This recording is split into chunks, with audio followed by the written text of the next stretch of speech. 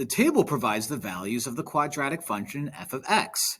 Given g of x is defined as g of x equals negative 3 times f of x plus 4, what is g of 4? Well, I need to find g of 4, so let's do this. F of 4 is going to be this guy, or rather g of 4 is going to be that guy where I substitute 4 in for f of x. So let's do negative 3 times f of 4 plus 4. F of 4 is 34. So negative 3 times 34 plus 4 is going to be negative 102 plus 4, which is negative 98.